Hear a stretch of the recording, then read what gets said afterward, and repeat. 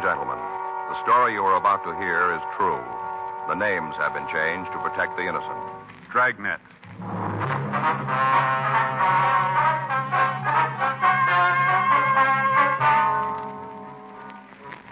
You're a detective sergeant.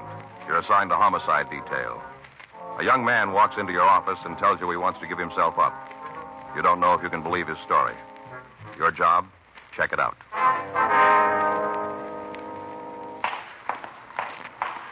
It was Monday, December 10th. It was cold in Los Angeles. We were working the day watch out of homicide detail. My partner's Frank Smith. The boss is Captain Lorman. My name's Friday.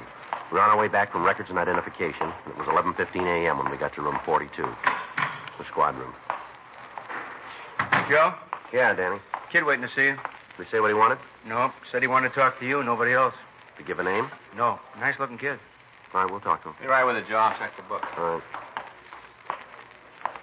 All right, do you want to see me? You Sergeant Friday? That's right. What can I do for you? I want to talk to you. Nothing in the book, Joe. What's your name, son? Emil Salter. Emil, this is my partner, Frank Smith. Hello, Mr. Smith. Hi, son. Why'd you ask for me? Well, they told me to. Who's that? The men in that room across the hall, the business office. I see. I sure hope you can help me, Sergeant Friday. I'm in trouble. Real bad. All right. So I'll sit down here and you can tell us about it. Go ahead. Well, one thing, you should know I came in to give myself up. Is that right? I didn't mean to do wrong. All right, what'd you do? Killed a man. Emil Charles Salter was 18 years old, 5 feet 7 and a half, 137 pounds. He had light blonde hair and blue eyes. He was wearing a tan windbreaker and tan pants. He looked tired, and he told us that he hadn't eaten in several hours. We sent out for some hot coffee and sandwiches. Frank checked his name and description through R&I, but he found that he had no record in our files. We asked him to tell us the story. Do you know the man you killed? No, I never saw him before. Well, how'd you kill him? Ran him down. In a car? No, a truck. Well, where'd this happen? Coast Highway near Malibu. Just this side. When? Last night. I guess it must have been around 10. It should have been around then because I left town at 8:30. It took about an hour and a half to drive up there. Now, you sure the man was dead? Yeah, I looked at him. It wasn't hard to tell. Did you try to help him at all? No. As soon as I looked at him, I knew there wasn't anything I could do. I just got back in the truck and took off. Where's the truck now? I left it. Just the other side of Malibu. It broke down, so I left it. Mm-hmm. When it stopped, I sat there for a while. Tried to think why I was hung up in something like this. Tried to figure why. Didn't come, so I got out and started to walk. Uh-huh.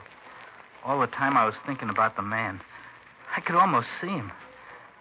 Guess it got to me, so I came back, caught a ride, and came back. Mm-hmm. Hey, Joe, here's your food. Oh, thanks, Danny. What do we owe you? Come to $1.60. Wait a minute. You got 15 cents, Frank? Oh, yeah, I guess so. Yeah, here, Danny. Thanks. A couple cartons in there, black. Right, thank you. All right, here, Emil. Help yourself. Thank you. Sure hungry. I haven't had anything to eat since last night. Mm-hmm. You want to tell us about the truck? Yeah. Where'd you get it? I stole it. That's wrong, too, I know. Everything I do seems to be wrong. Where'd you take it from, son? Parking lot near where I used to live. Where's that? A rooming house on 9th Street near Figueroa. Can you show us where the truck is now? I guess so. I don't think anybody could move it. Broke down, like I said. Where you from, Emil? Waukesha, Wisconsin. It's a small city near Milwaukee. Maybe you've heard of it. No, I can't say I have. Got good water. Springs and wells. Real fine. Manufacture things, too. Motors, jacks, lots of things. Mm-hmm. Sure is a nice little place. How come you left there? Lots of reasons. In trouble? Yeah. In a way, nothing serious. It was lots of things. You know, at home. I don't know just how to say it. You ever been arrested? No. Well, not booked or anything. Cops took me in a couple of times. What for? Little things. Like one night we broke in a church. Didn't go in to steal anything. One of the guys just wanted to play the organ. Mm-hmm. Your parents alive? Yeah. When'd you leave home? Last July. I thought about it for a long time. Figured I might have a better chance where nobody knew me. Looks like it didn't make any difference. When did you get here? Last part of July. Sure was different than Waukesha. What do you mean by that? Well, it's so big. Then I didn't know anyone. Pretty lonesome at first. And then I got lucky. Yeah? I got this job. Nothing important. Just washing dishes at this cafe. I get $25 a week in food. Yeah. Got a little money ahead. Bought some clothes. Not real fancy, but they were new and they give me a lift. You know. Sure. Had a nice room, too. Clean, handy to work. Thought I had it made. Then the axe fell. How do you mean? I got sick. Couldn't get out of bed one morning. The landlord called a doctor. He said I had rheumatic fever. Yeah? The doctor called for an ambulance, and they took me to General Hospital. Uh-huh. Things are bad enough when you feel good. I was in the hospital, and I didn't feel like nothing. You remember the doctor's name? No, sir, I don't. How long were you in the hospital? 3 days. They discharged you in 3 days, did they? No, sir, I ran away. Why? Well, the Travelers Aid Society said that they were going to send me back home. I didn't want that, so I ducked out. Mm-hmm. I went back to my room. I got a couple of bucks I had hid and left. Mm-hmm. Didn't have any idea what I was going to do, but I didn't want to be sent back to Wisconsin. That's when you stole the truck, huh? Yeah, looked like a way out of town. Uh-huh. The whole thing doesn't seem like it really happened. You know how when you're half asleep and the radio's on, the things come through, but they're not real clear. Yeah. Like that. I remember riding in the truck after I hit the man, trying to think what I was going to do, how I was alone. Mm-hmm. Story of my life. Seems like I was always alone. Sure was last night. I don't know. I guess I never do anything right, do I?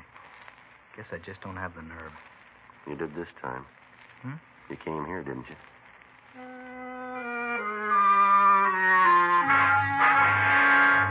We put in a call to accident records and verified Emil Salter's story.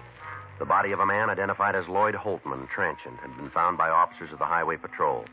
Holtman had apparently been struck by a vehicle traveling at high speed as he walked along the road. We checked with Lieutenant Lee Jones at the crime lab, and we found that his division had made an investigation. Frank and I left the office and went over to see him. He showed us pictures taken at the scene. On the victim's coat, the lab crew had been able to find traces of blue paint. Jones was not able to tell us what type of vehicle had hit the victim, but he did say that from the high rate of speed at the time of impact, there would be extensive damage to the front end of the vehicle. Emil Salter was booked on charges of violation of Section 480 V.C., a felony. Frank and I checked him out of the main jail and drove out to where he'd left the truck. He told us to drive up Highway 101. When we got past the Malibu colony, he directed us to turn off onto a dirt road. We drove about 200 yards, and then he asked us to stop. You sure this is where you left the truck? Yeah, just over there, behind those trees. When the engine started acting up, I looked for a place to park. Figured it'd be better if I got off the road. There it is. You can see it now. Uh-huh.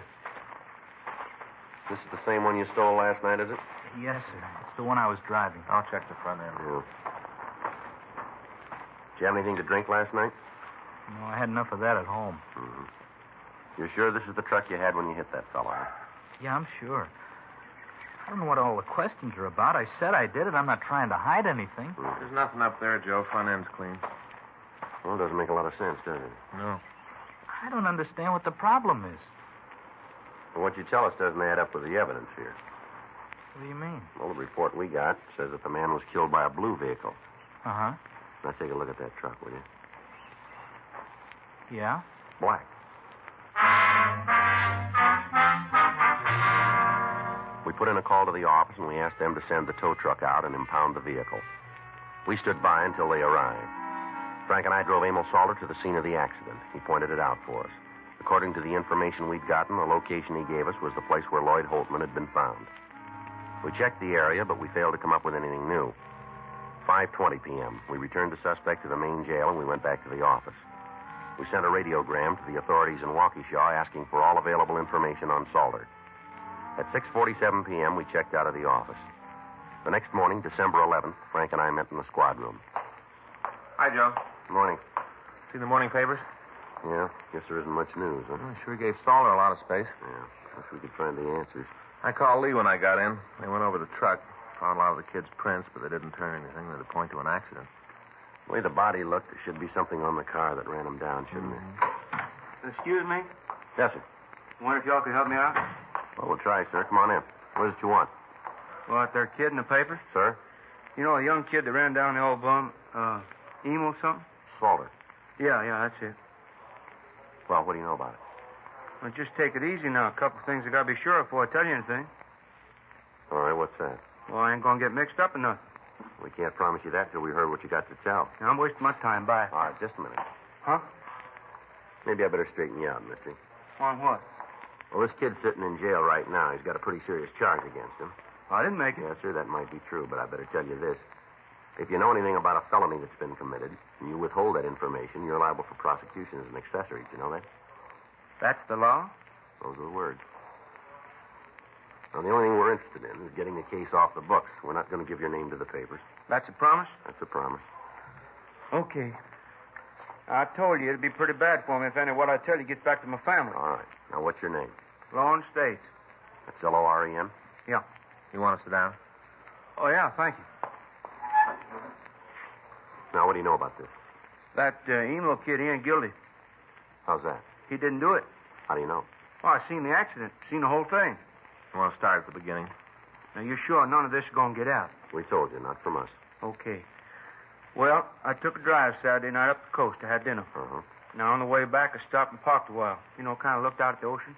Yeah. Well, I was just leaving, and I saw this old guy walk along the road, bent stiff, you know. Had a blanket roll on his back, just walking along. You know how to do.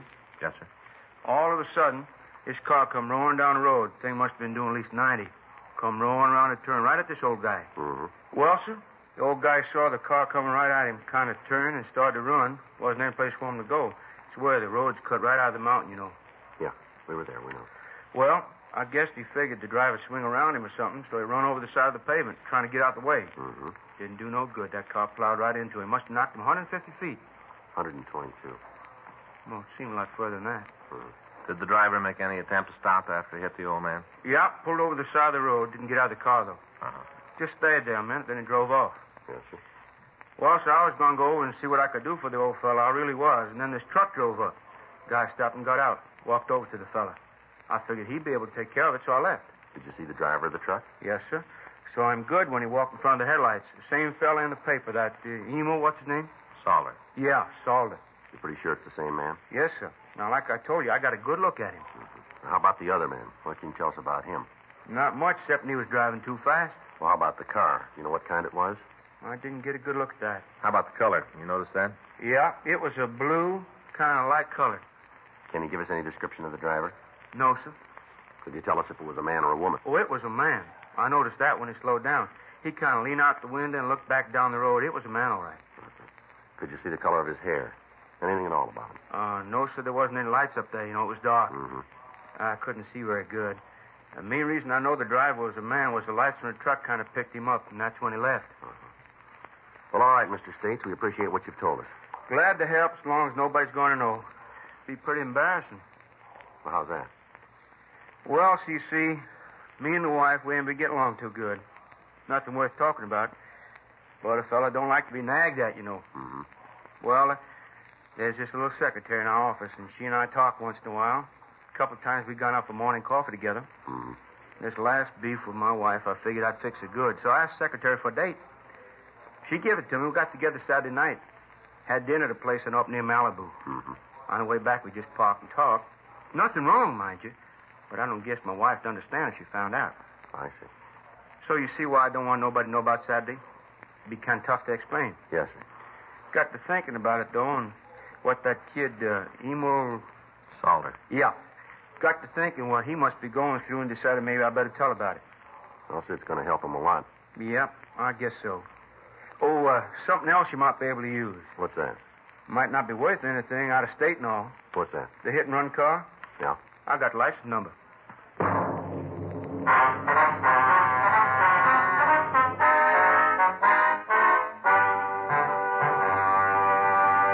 You are listening to Dragnet, the authentic story of your police force in action.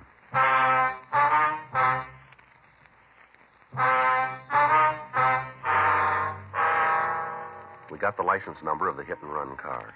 Also the fact that it carried an Illinois plate. We put out a local and an APB on it. We got in touch with the Department of Motor Vehicles back east, and we obtained the owner's name. According to their records, he had notified them that he was moving to California. They were able to supply us with a North Hollywood address for him. We checked the name through our records section, but we found nothing.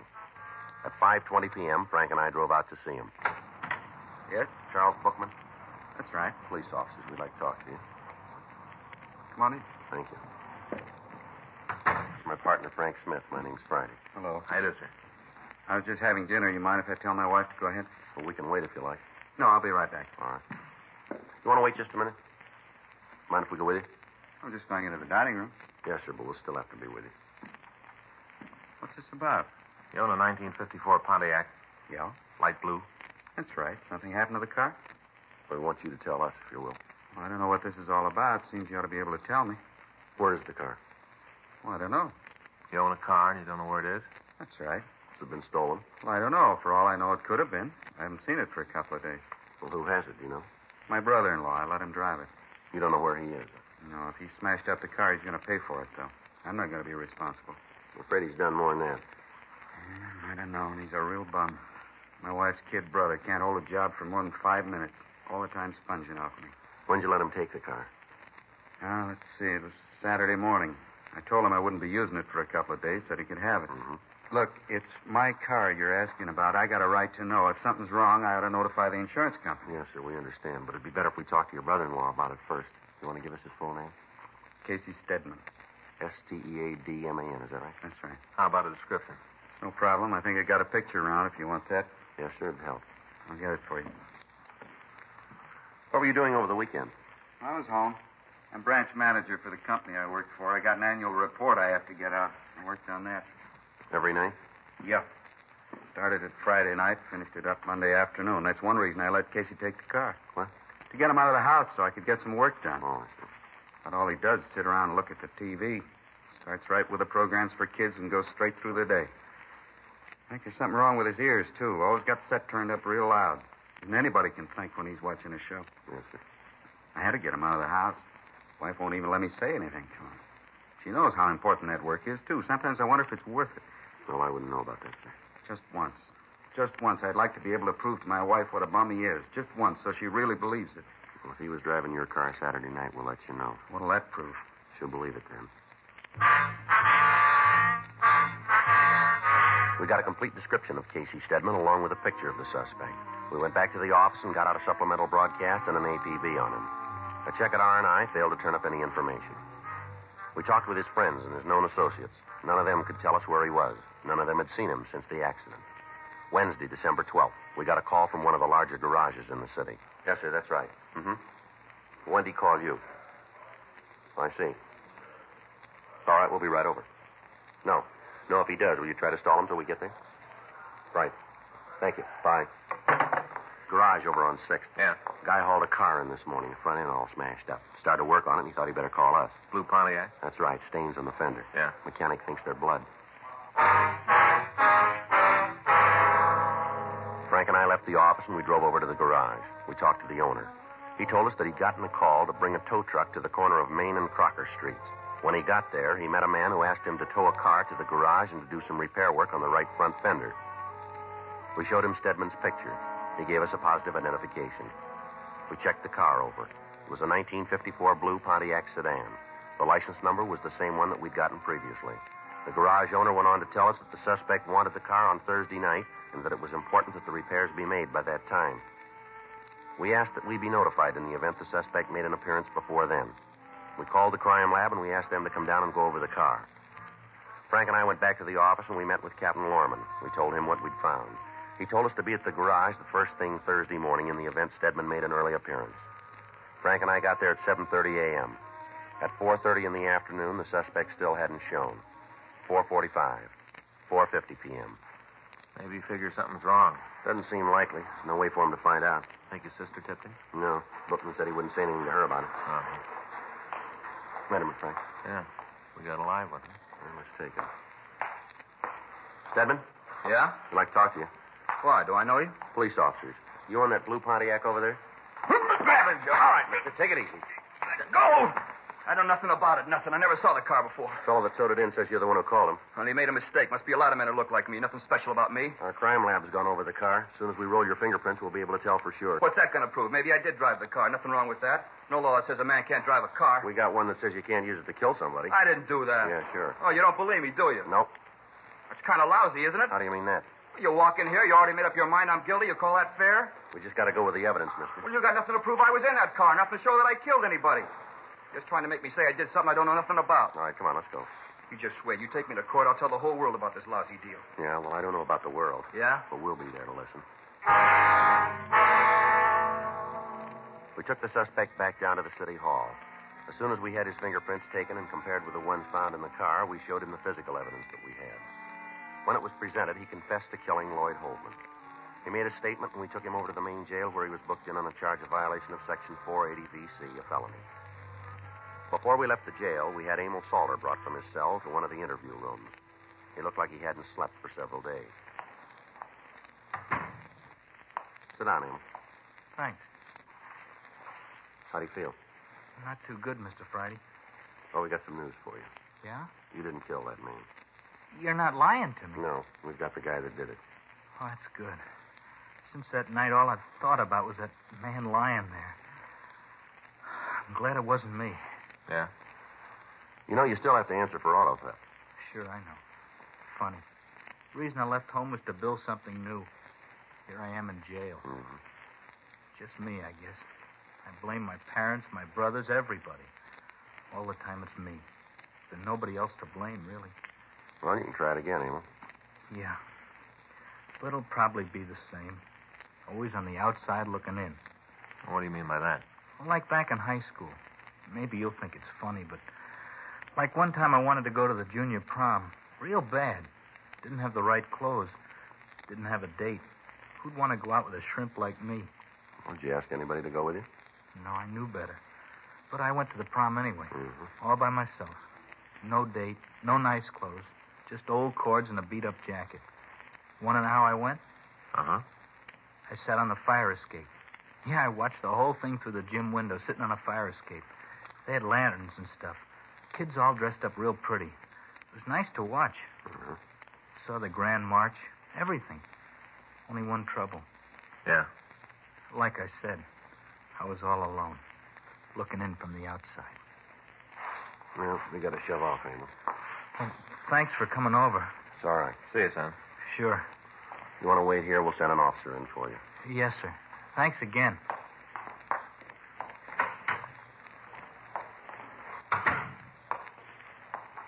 Kind of nice kid, don't you think? Yeah, guess he is. Guess a lot of things caught up with him. Kind of gives you a funny feeling talking to him. How do you mean that? Well, you know how when he worked all night and you get home early in the morning? Mm-hmm. You're too tired to sleep and you hear a train whistle from the other side of town. Listening to that kid, I got the same sort of feeling. Mm-hmm. I don't think he's a bad kid, not really. You think I'm wrong, Joe? Well, I guess if you are, it makes two of us. Yeah? That whistle you're talking about? Uh-huh. I hear it every once in a while myself. The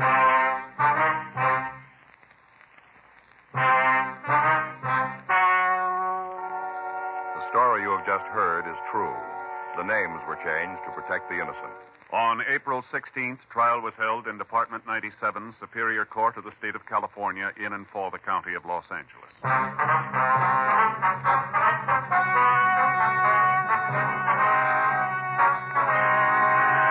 Casey Harrison Stedman was tried and convicted of violation of Section 480 of the Vehicle Code law. Violation of Section 480 V.C. is punishable by imprisonment in the state penitentiary for a period of from 1 to 5 years. Emil Donald Salter pled guilty to 1 count of grand theft auto. In the interests of justice, he was placed on probation for a period of 3 years.